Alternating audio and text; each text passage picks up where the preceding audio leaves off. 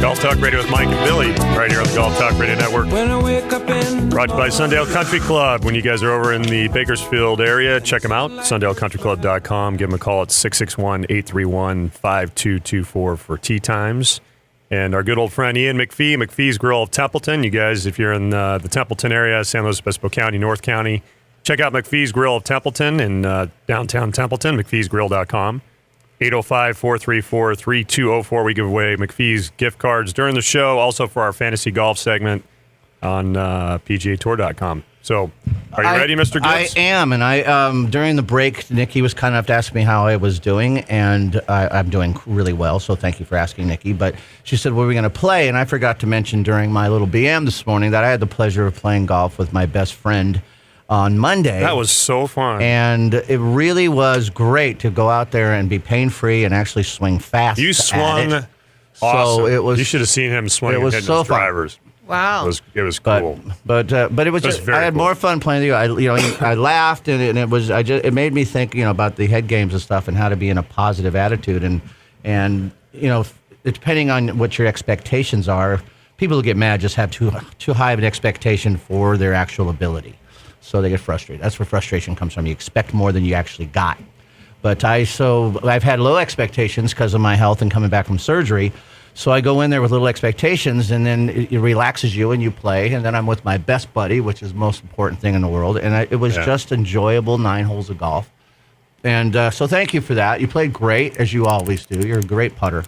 Thank you. You played awesome, too. Watching you swing, you have that. He's got, Nicky knows, he's got that silky smooth tempo rhythm with his swing. Not always. No, it came back a little bit. When you and I played the time before, which was a while back, and it was after your surgery, you could tell things were tentative. And this was like he was going after it. It was awesome. I can't wait to great drives. Yeah, it was cool. So I just wanted to mention that because I know we're going to be talking about attitudes and it was fun. I would love to do that again in the future. We have to.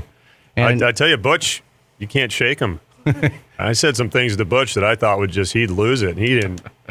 Nothing. He blocks everything out. Yeah, he's really good we at talked that. afterwards, and he thought it was hilarious. Did he? Oh yeah, he's aware of everything. We had a cold drink afterwards. He didn't react, and I thought, I insulted. And he's working on his own game. He's got 2 pros. He's trying to pick our brains, and we're not doing. It's like what? So we're going all after the mental game. So it was quite enjoyable. So thank you, Mike, for your time. Let's do it again. Thank you, man. We got to do it again for sure. So, mental game, one of the best quotes, and I know Dr. Parent the other day said this, but it's not his quote. I want to say it was Nicholas's, but it could be way back. The game's 90% mental and 10% mental. That's the quote. I love that one. I thought, and I read Nicholas said that, but whoever said that, there's a lot of truth behind it because without the brain, you don't physically move. So without a mental, you don't move.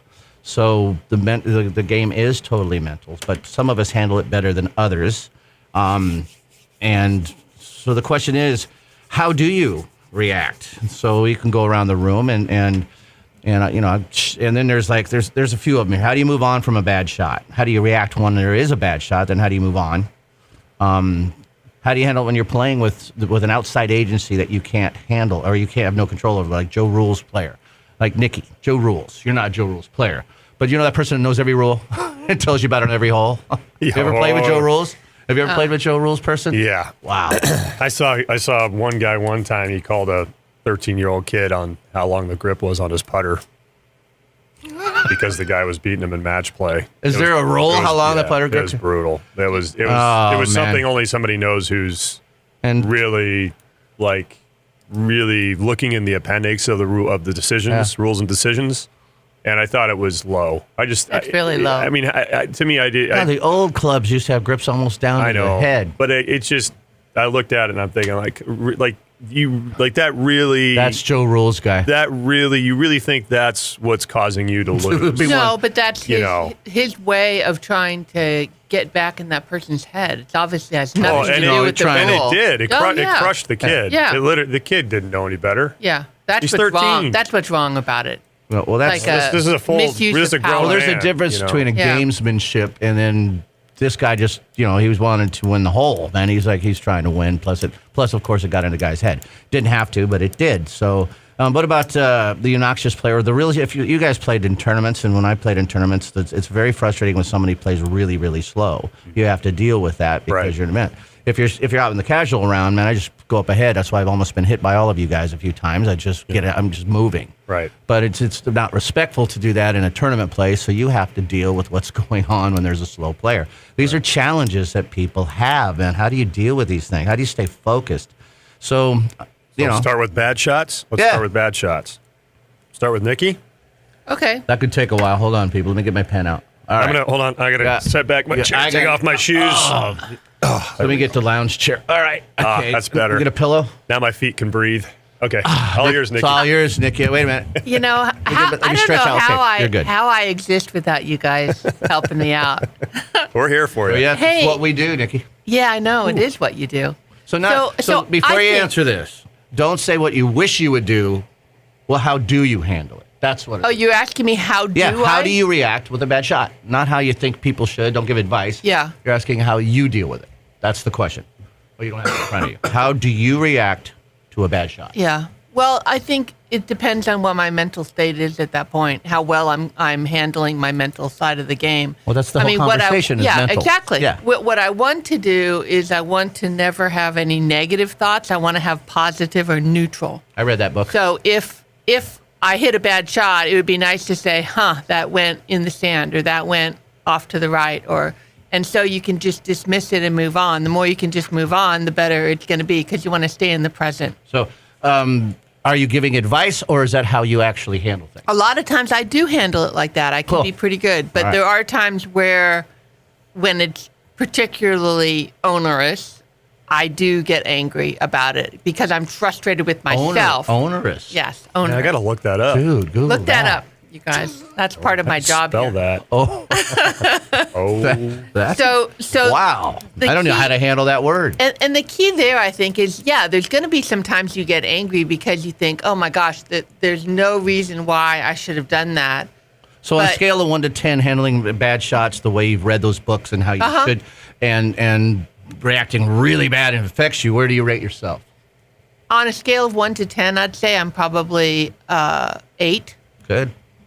I think I handle it pretty well. Where do you rate yourself on exaggerating numbers? On a scale of 1 to 10, I'd say probably a 3. Okay, nice. Owner says it's involving an amount of effort and difficulty that is oppressively burdensome. Wow. Doesn't that sound like what those are? I guess, man, that's heavy. That's really deep. I think I got to take a nap.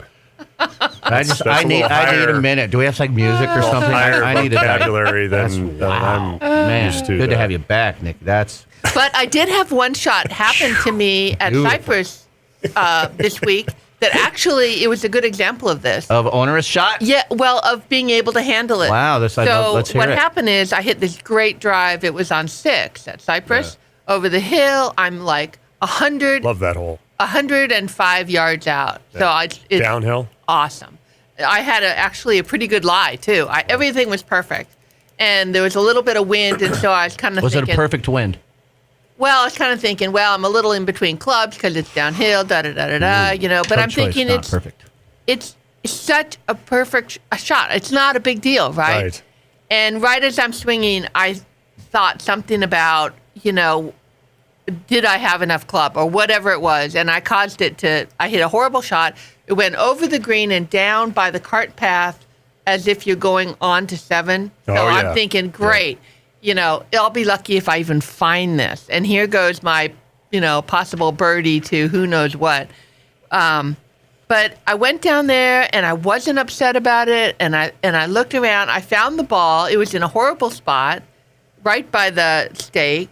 And I looked up. I thought, I have a little place there. I can probably get up. And I took my wedge and I actually hit it like right off the green, like 3 inches off the green, and ended up getting it up and down. Yeah. So it was just like.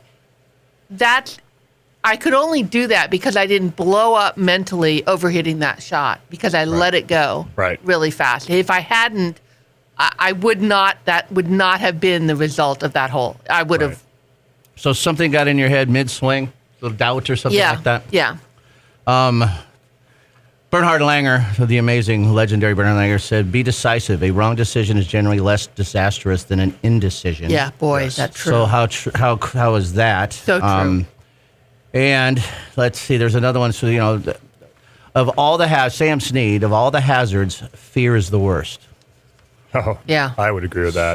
So, Yeah. the indecision and staying focused. Most of these guys have all about focuses and stuff and staying in the moment, and Yeah. they don't let those outside things. But you have such a brilliant mind that it's hard for you to keep thoughts out of it. Well, it's a problem because I'm a big multitasker mentally, usually all my life. The kind of things that I have always worked with, that's a benefit. And so on the golf You need course, a sandwich or anything, Mike? that's not a benefit.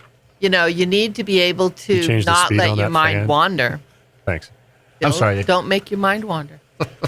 I'm sorry, I got lost there. But thank you, Nikki, for sharing No, that is- So we only got 9 more of these things to go, Nikki. So we should be finished here by 3. Okay, good. I've blocked out my whole calendar. Nice. so I'm good. That's good. As long as you're paying for the time, we're good. You can do whatever you got. So, Mike, how do you react to a bad shot? Not what you think you should do, but how do you? I usually yell out something. I usually talk to the ball and I go no, and then I have my emotion. I don't you get it out of your system I get fast. it out of my system. I used to hang on to it, and I will admit I broke a club a time or two. That was when I was really young, like I think my you teenagers. tossed a 3-wood, didn't you, into the lake? That was the one I broke and snapped. Yeah. I was 18 years old, and that was the last club I broke. I realized. Thank you for the play-by-play, Nikki. I realized. Poor Mike just finally got that out of your head, man. It's gone from the depths, and now you just had to replay the whole. It was, you picture. know what, and it was I'm good. sorry, It's okay. It was all right. It was a good thing because afterwards I was embarrassed and I realized how stupid it was. So it had an impact.